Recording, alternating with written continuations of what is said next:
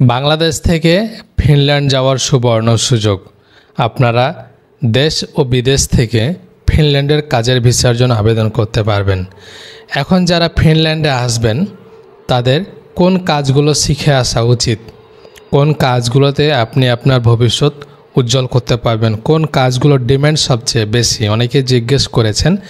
আমরা যদি এখন ফিনল্যান্ড আসি কিংবা ফিনল্যান্ডের ভিসার জন্য আবেদন করি তাহলে কোন কাজগুলো বেশি প্রাধান্য পায় বিশেষ করে ফিনল্যান্ডে এমন কিছু এবং কয়েকটি কাজ আছে যেগুলোতে আপনারা পারদর্শী হলে, অভিজ্ঞতা অর্জন করলে খুব সহজে আপনি এস্টাবলিশড হতে পারবেন ফিনল্যান্ডে এবং হিউজ পরিমাণ ইনকাম করতে পারবেন। মানে সবার স্বপ্ন থাকে আপনারা ইউরোপে আসবেন, ইউরোপে এসে সেটেল হবেন, ইউরোপে এসে আপনার জীবন গড়বেন, কিন্তু কাজগুলো না শেখার কারণে কিন্তু অনেকেই একটা স্ট্রাগল করতে হয় বেশি পরিমাণে। আজকে কিন্তু আমি আপনাদের সেই বিষয়টা ধারণা দিব যে আপনারা কোন কাজগুলো শিখে আসবেন ফিনল্যান্ডে, তাহলে আপনারা দ্রুত খুব কম সময় এস্টাবলিশ হতে পারবেন এবং কোন কাজগুলোতে খুব তাড়াতাড়ি ভিসা পাওয়া যাচ্ছে। ফিনল্যান্ডে আপনারা নিশ্চয়ই জেনেছেন যে কৃষি কাজে মূলত আপনাদের কর্মী হায়ার করছে। এখন তারা অ্যানাউন্সমেন্ট করেছে যে ফিনল্যান্ডে কৃষি কাজে কর্মী নিচ্ছে। ফিনল্যান্ডে এখন কৃষিকাজে কর্মী খুবই দরকার। বিশেষ করে ফিনল্যান্ড ইউরোপের বিভিন্ন দেশে কিন্তু কর্মী দরকার হচ্ছে, যেমন জার্মানিতে, এরপরে হচ্ছে আপনার পর্তুগালে, পোল্যান্ডে, ইতালিতে, এগুলোতে কিন্তু কৃষিকাজ প্রচুর পরিমাণে হয়। আর আপনারা এটা নিশ্চয়ই জানেন যে ফিনল্যান্ডে সাময়িকভাবে কিন্তু কৃষিকাজ করা হয়। ফিনল্যান্ডে বলে না, পুরো ইউরোপের মধ্যে একটা সাময়িক কৃষিকাজ করা হয় 6 মাস কিংবা 9 মাসের, এবং এই সিজনাল ভিসায় কিন্তু আপনাদের নিয়ে আসার কার্যক্রম তারা পরিচালনা করছে এবং তারা সার্কুলার করেছে বিভিন্ন ওয়েবসাইটে যে আপনারা কৃষিকাজের ভিসা নিয়ে আসতে পারবেন ফিনল্যান্ডে। এখন আজকে আমি আপনাদের সঙ্গে শেয়ার করব এছাড়াও আরও কী কাজগুলো শিখে আসলে ভালো হবে। যেমন 1 নম্বরে হচ্ছে আপনার সেলুনের কাজ। যাদের সেলুনের কাজের অভিজ্ঞতা রয়েছে তারা কিন্তু খুব সহজে ফিনল্যান্ডে আপনারা এস্টাবলিশড হতে পারবেন। ফিনল্যান্ডে বিশেষ করে এই সেলুনের কাজের ডিমান্ড অনেক হাই।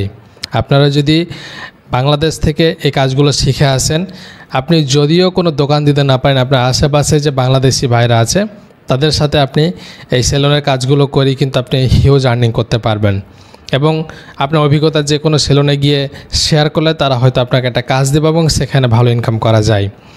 2 নম্বরে হচ্ছে আপনার কুকিং কাজগুলো, বিভিন্ন ধরনের যে কুকিংগুলো আছে, তারপরে হোটেল রেস্টুরেন্টে যদি আপনি এরকম কুকিংয়ের কাজ পারেন কিংবা ইন্ডিয়ান যে রেস্টুরেন্টগুলো আছে এগুলোতে কিন্তু আপনি কুকিংয়ের কাজগুলো করতে পারবেন। এই কাজগুলোতে কিন্তু হিউজ আর্নিং করা যায়। এরপরে কাজটি হচ্ছে ড্রাইভিং লাইসেন্স। ড্রাইভিং লাইসেন্সটা খুব ইম্পর্ট্যান্ট আপনার, বিশেষ করে ফিনল্যান্ডে আসার জন্য। বাংলাদেশে যদি আপনার ড্রাইভিং লাইসেন্স থাকে তাহলে কিন্তু আপনি খুব সহজেই ফিনল্যান্ডে কনভার্ট করতে পারবেন। আপনার যে লাইসেন্সটা আছে এটা দিয়ে আপনি কনভার্ট করে ফিনিশ যে ড্রাইভিং লাইসেন্স আছে সেটা আপনি নিতে পারবেন। এরপরে কিছু রুলস রেগুলেশন আছে সেগুলো আপনি ফলো করবেন, সে অনুযায়ী আপনি চেষ্টা করবেন, তাহলে খুব সহজেই ফিনল্যান্ডের ড্রাইভিং লাইসেন্সটা নেওয়ার পরে আপনারা যে কোনো জায়গাতে জব করতে পারবেন। হয়তো আপনি এক শহরে আছেন, আপনি অন্য শহরে জব পেয়েছেন কিংবা করবেন, সেক্ষেত্রে আপনি করতে পারবেন। আপনার জব হচ্ছে 8 ঘন্টার, আপনি 8 ঘন্টা কাজ করে এসে যদি আপনি কোথাও পার্ট টাইম পান, আপনার আশেপাশে নয়, আপনি দূরে কোথাও পেয়েছেন, আপনি সেই জায়গাতে গিয়ে আপনি পার্ট টাইম করতে পারবেন। এভাবেই কিন্তু আপনি একটা কাজ করে ভালো ইনকাম করতে পারবেন ফিনল্যান্ডে কিন্তু অনেক এরকম কাজ পাওয়া যায়, পার্ট টাইম কাজ পাওয়া যায়। আপনি 8 ঘন্টা কাজের পর আপনি এক্সট্রা 3-4 ঘন্টা কাজ করতে পারবেন এবং হিউজ আর্নিং করতে পারবেন। এভাবে কিন্তু আপনি ফিনল্যান্ডে বেশি ইনকাম করতে পারবেন। আর বিষয়টা হচ্ছে যে এগ্রিকালচারে যদি আপনারা কাজগুলো হাতে কলমে জেনে আসেন তাহলে ভালো হবে। অনেকেই করে কি, পড়াশোনা করেছে, কোনো রকম হাতের কাজ জানে না। অনেকে এরকম আছে, পড়াশোনা করেছে, এখন ফিনল্যান্ডে আসবে, ইউরোপ যাবে। আর বাংলাদেশের যে সিচুয়েশন যা হোক, আলহামদুলিল্লাহ এখন বাংলাদেশে সরকার পরিবর্তন হচ্ছে, বাংলাদেশ হয়তো আরও উন্নত হতে পারে। তো এই বাংলাদেশের সিচুয়েশন অনুযায়ী এখন ইউরোপের দিকে অনেকে চেষ্টা করছে। অনেকেই ইউরোপে এসে এস্টাবলিশ হতে চায়, প্রতিষ্ঠিত হতে চায় এবং স্থায়ীভাবে থাকার চেষ্টা করছে। সেক্ষেত্রে অবশ্যই আপনাকে যে কোনো হাতের কাজ শিখে আসতে হবে। হতে পারে আপনি এগ্রিকালচার কিংবা হোটেল রেস্টুরেন্টে কিংবা ড্রাইভার, যে কোনো কাজ আপনি সুন্দরভাবে করতে পারবেন যদি আপনি দক্ষতা অনুযায়ী শিখে আসেন। এগ্রিকালচারের ভিতরে কিন্তু অনেক ভাগ আছে, কেউ মাঠে কাজ করবে, কেউ স্টোরে কাজ করবে, কেউ আবার সুপারভাইজার, কেউ আবার ড্রাইভার হিসাবে কাজ করবে। এক একটা কাজের এক এক রকম কর্মী নিচ্ছে। শুধুমাত্র যে আপনাদের মাঠে কাজ করতে হবে এমনটা না। আপনি স্ট্রবেরি পিকিং করতে পারবেন, আপেল পিকিং করতে পারবেন, আঙ্গুর পিকিং করতে পারবেন। এই পিকিংয়ের কাজগুলো একটা আছে। আপনি হারভেস্ট করবেন, যখন আপনি ফল মানে পারবেন সেখান থেকে নিয়ে আসবেন, যাচাই বাছাই করবেন, এখানেও কিন্তু কর্মী প্রয়োজন আছে। শুধুমাত্র যে আপনাদের ওই ফল পেড়ে নিয়ে আসতে হবে এমনটা না।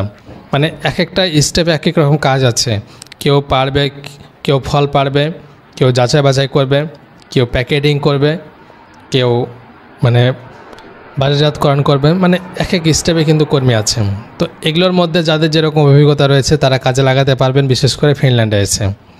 তো ফিনল্যান্ডে আপনারা বিভিন্নভাবে আপনি ইনকাম করতে পারবেন যদি আপনি মানে কাজ জানেন।